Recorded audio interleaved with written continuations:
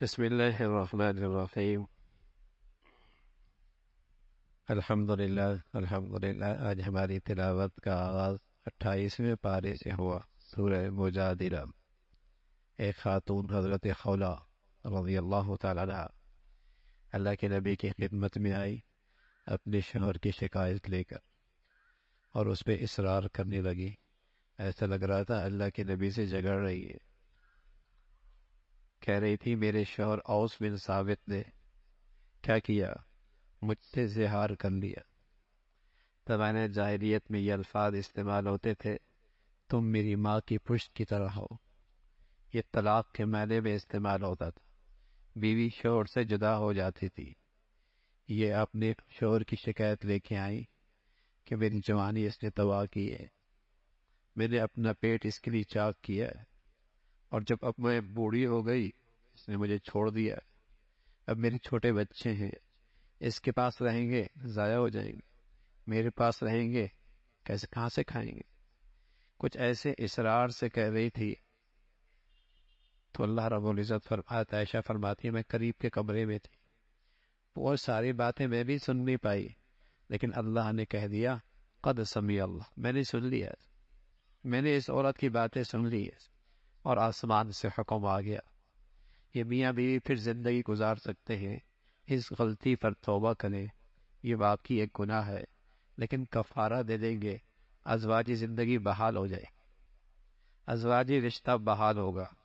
کفارہ دے دے، ایک غلام کو آزاد کر لیں، نہ ہو تو 60 مسکینوں کو کھانا کھلائیں، نہیں ہو تو پھر 60 دن کے روزے رکھیں۔ یہ کفارہ ادا کر دیا، ازواجی رشتہ باقی رہے گا۔ اس کا تذکرہ فرمایا، اللہ کی بڑائی، اس کا تعریف، اور پھر فرمایا تم کہیں بھی سرگوشیاں کرتے ہو، 3 یا 4، 2 یا 1 یا کوئی بھی، جتنے بھی، خیال رکھنا اللہ بھی موجود، اللہ بھی موجود، کوئی ہو نہ ہو اللہ تو ہے، اللہ تو موجود ہے۔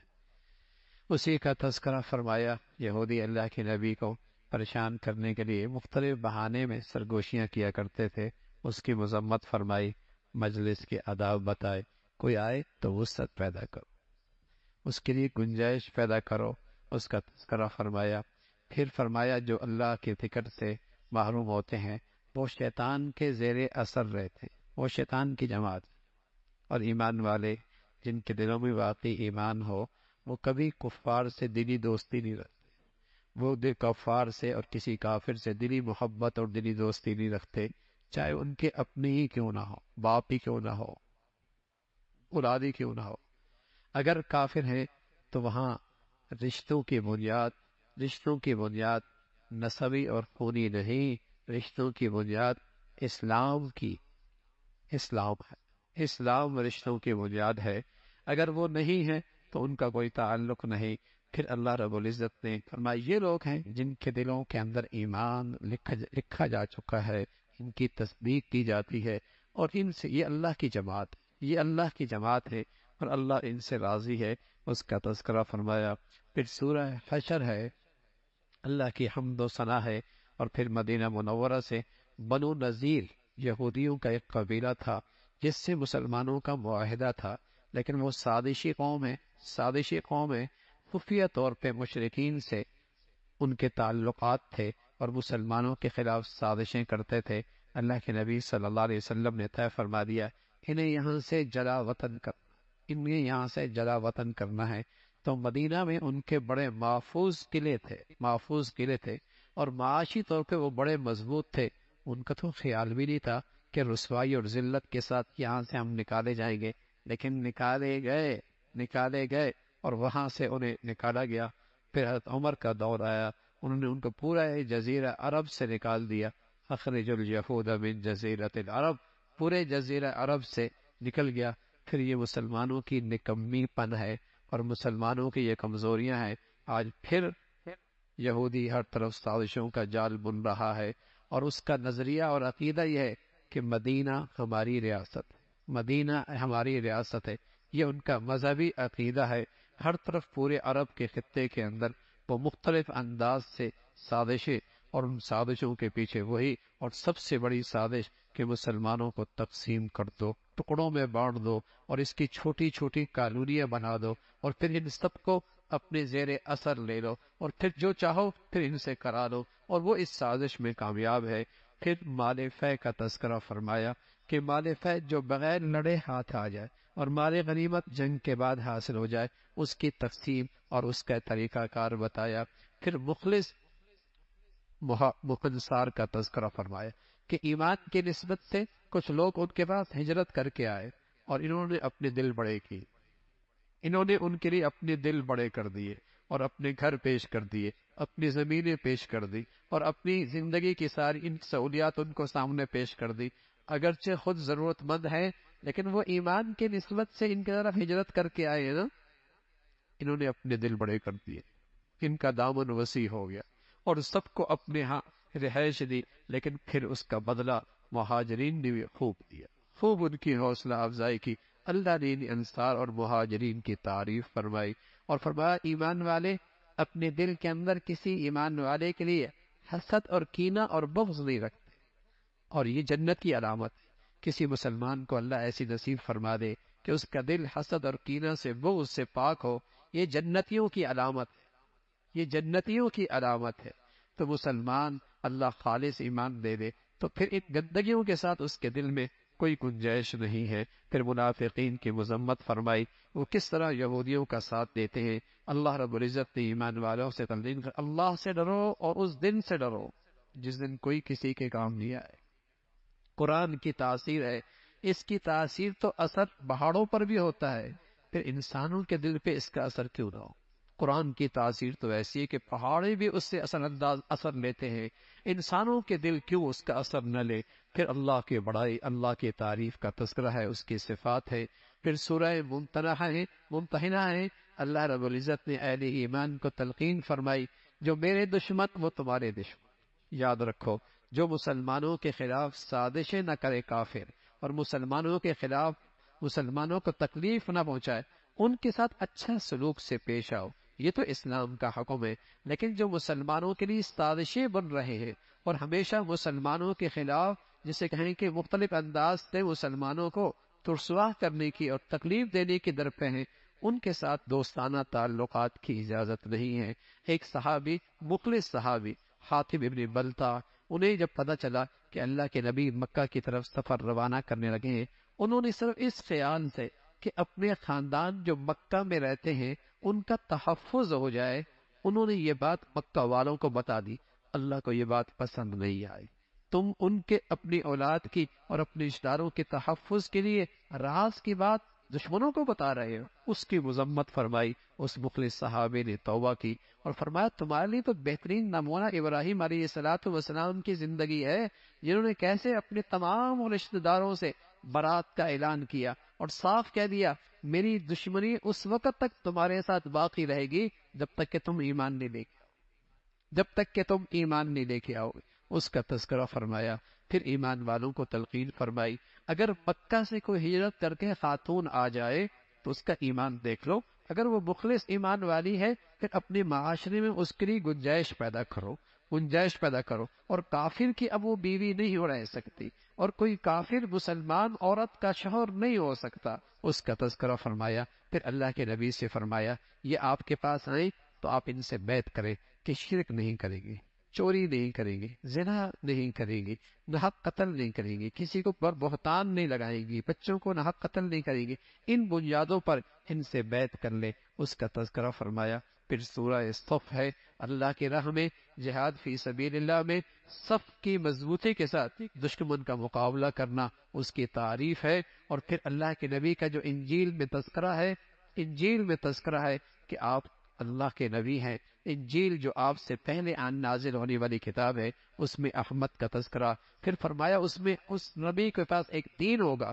اور وہ دین ساری دنیا پہ غالب آئے گا، چاہے کافر پسند کرے نہ کرے، چاہے مشرک کے لیے وہ بات کتنی ناگوار کیوں نہ ہو، اللہ نے یہ فیصلہ کر رکھا ہے۔ ایمان والوں سے کہا تم اللہ کے ساتھ تجارت کرو، اور ایسی تجارت جس میں گھاٹا اور نقصان کوئی نہیں، تم جان مال کی قربانی دو، اللہ رب العزت تمہارے اس کے بدلے میں بہترین تمہارے لیے اللہ رب العزت نے زندگی رکھی ہے، اور وہ زندگی قابل رشک ہے۔ وَمَسَاكِنَ طَيِّبَةً فِي جَنَّاتِ عَدْنٍ، ہمیشہ کے محلات ہیں وہ، اور یہ بڑی کامیابی کی بات، یہ بڑی کامیابی کی بات ہے۔ اور عیسیٰ علیہ الصلوۃ والسلام نے اپنے حواریوں سے کہا، اللہ کے دین کی حفاظت اشاعت میں کون میرا ساتھ دے گا؟ حواریوں نے اپنے پیغمبر کا ساتھ دیا، اللہ نے انہیں غالب کیا۔ ایمان والو، تم بھی اپنی پیغمبر کے دین کا ساتھ دینا، اللہ تمہیں بھی غلبہ عطا فرمائیں گے۔ پھر سورہ جمعہ کا تذکرہ ہے، اللہ کی حمد و ثنا ہے، اور فرمایا کہ گدھے پہ کتابیں ہوں تو گدھا اس سے کوئی فائدہ نہیں اٹھاتا۔ ایسے یہودی بھی کتاب ان کے پاس بھی تھی تورات، لیکن اس آسمانی کے کتاب کے فیض سے یہ محروم تھے، یہ آسمانی کتاب کے فیض سے محروم تھے۔ یہ ایسی ان کی کتابیں تھی مکتب جیسے گدھے کے اوپر کتابیں رکھی ہوں، کوئی فائدہ آسمانی کتاب کا ان کا نہیں ہوا۔ اس کا تذکرہ فرمایا، پھر فرمایا کہ جمعے کا وقت اس کی اپنی فضیلت ہے، جمعے کے وقت میں آذان ہو جائے تو لین دین بے و شراب سب حرام، سب ناجائز ہے۔ نماز پہلے پڑھو، اس کا اہتمام پہلے کرو، پھر اس کے بعد تجارت کرو، پھر اس کے بعد تجارت کرو، اللہ تمہارے تجارت میں برکت عطا فرمائے۔ لیکن جمعے کی فضیلت، اس کا اہتمام کرو، اور اس عظیم دن کی نہ قدری نہ کرو، اس کا تذکرہ فرمایا۔ اور پھر سورہ منافقون کا تذکرہ ہے۔ منافق آپ کے پاس جھوٹی زبانوں کے ساتھ آپ کی رسالت کی گواہی دیتے تھے، اللہ کی وحدانیت کی بات کرتے تھے، اللہ کہتے جھوٹے ہیں، جھوٹے، زبان کے کچھ اور ہیں، اندر کے کالے اور سیاہ ہیں، اندر کے کالے اور سیاہ ہیں، زبان کے یہ بول ہیں۔ اور پھر ان منافقین کا کفر، نفاق کھل کے سامنے آیا۔ ایک موقع پہ حضور علیہ الصلوۃ والسلام اور آپ کے ساتھیوں کے بارے میں کہنے لگے، یہ لوگ مدینہ میں آ گئے، ٹھہرنے لگے، ہم ان ذلیل لوگوں کو یہاں سے نکال دیں گے۔ اللہ رب العزت نے جواب دیا، عزت اللہ کی، اللہ کے رسول کی، اہل ایمان کی، ان منافقوں کو کیا پتا، ان منافقین کو کیا پتا ہے۔ پھر ایمان والوں کو تلقین فرمائی، ایمان والوں، تمہیں تمہاری مال و دولت کہیں اللہ کیسے غافل نہ کر دے، اور اللہ کی تعمیری حکم سے تمہیں کہیں محروم نہ کر دے۔ خرچ کرو اللہ کے راستے میں، اس سے پہلے کہ موت آ جائے۔ اور پھر جب موت آتی ہے تو انسان حسرت کرتا ہے، اے اللہ مہلت دے دے، بڑا نیک بن جاؤں گا اور بڑا صدقہ کروں گا، مہلت دے دے، نیک بن جاؤں گا، بڑا صدقہ کروں گا، لیکن وہ حسرتیں میری حسرتیں رہ جائیں گی۔ پھر سورہ تغابن کا تذکرہ ہے، اللہ کی بڑائی، اللہ کی عظمت۔ تغابن اللہ کے عذاب کا ایک نام ہے۔ نیک لوگوں کے لیے جنت میں ٹھکانہ ہے، اور بدی کی زندگی گزارنے والے اور اس پہ مرنے والے، ان کے لیے بہت بری جگہ ہے۔ پھر فرمایا جو بھی مصیبت آتی ہے اللہ کے حکم کے بغیر تو نہیں آتی، خیال رکھنا مال و دولت ایک آزمائش ہے، مال و دولت آزمائش ہے، اس میں اگر کامیابی چاہتے ہو تو اس میں اللہ کے حکم کی تعمیل کیا کرو، اور اولاد کی تربیت کی فکر کیا کرو۔ اللہ کو جو قرض حسنہ دے گا اللہ کئی گنا بڑھا کے واپس عطا فرمائیں گے۔ اس کا تذکرہ، پھر سورہ طلاق کا تذکرہ ہے، اور خاص طور پہ طلاق، اور پھر اس کی عدت، اور پھر دودھ پیتے بچے، اس کی ذمہ داری کس کے سپرد ہے اور اس کا خرچہ کس کے ذمہ ہے، اس کا تذکرہ فرمایا۔ طلاق 3 دینا حرام ہے، حرام، لیکن 3 طلاقیں حرام ضرور ہیں، لیکن طلاق ہو جاتی ہے۔ جیسے بکری کا گلا دبا کر اس کو مار دیا، حرام ہے نا، مر تو جائے گی نا بھائی، مر تو جائے گی نا۔ صحیح طریقہ کیا ہے؟ اس کو صحیح طریقے سے ذبح کرو۔ لیکن اگر آپ نے حرام طریقے سے اسے مار دیا، گلا دبا دیا، تو مر تو پھر بھی جائے گی بھائی، 3 طلاقیں دے دیں گے، بیوی تو پھر بھی ہاتھ سے چلی جائے گی، اگرچہ حرام طریقے سے گئی۔ صحیح طریقہ کیا تھا؟ 1 طلاق دیتے، چھوڑ دیتے، اس کی 3 ماہواریاں ہوتی، خود بخود وہ بیوی نہ رہتی، اور تمہارے پاس گنجائش باقی تھی، کسی وقت ندامت، شرمندگی، ازواجی تعلق نکاح کے بعد قائم ہو سکتا۔ لیکن اگر 3 دے دی اور پھر حرام کیا تو بیوی بھی گئی، گناہ بھی ہوا۔ اس کا تذکرہ فرمایا کوئی بھی مشکل اور کوئی بھی پریشانی کا حل تقویٰ ہے۔ اللہ تقوی کی زندگی سے مشکلیں آسان فرما دیتا ہے، مشکلیں آسان فرما دیتا ہے، اور اللہ اس کی معاش کی ضرورت وہاں سے کرتے ہیں کہ تمہارے وہم و گمان کے اندر بھی نہیں ہوتی۔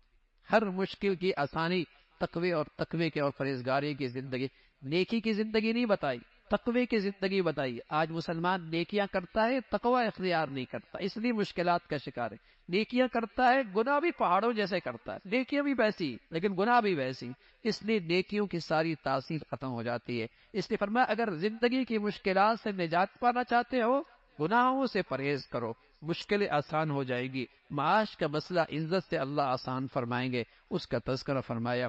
پھر اللہ کے نبی کو تلقین فرمائی، حرام قرار دینے کا اختیار تو اللہ کے پاس ہے، حلال کیا ہے حرام کیا ہے اس کا اختیار تو اللہ کے پاس ہے۔ گھر کی بات گھر والوں نے کسی اور کو بتا دی، اس پر تنبیہ فرمائی، نبی کی راز کی بات کو پھیلاؤ نہیں۔ کہ تمام ایمان والوں کو تلقین فرمائی، گھر والوں کی دینی تربیت اور دینی تعلیم گھر کے ذمہ دار پہ فرض ہے، فرض۔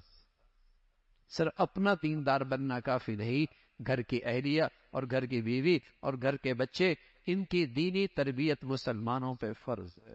پہلی درسگاہ ہی اجڑ گئی تو معاشرہ کیسے بنے گا؟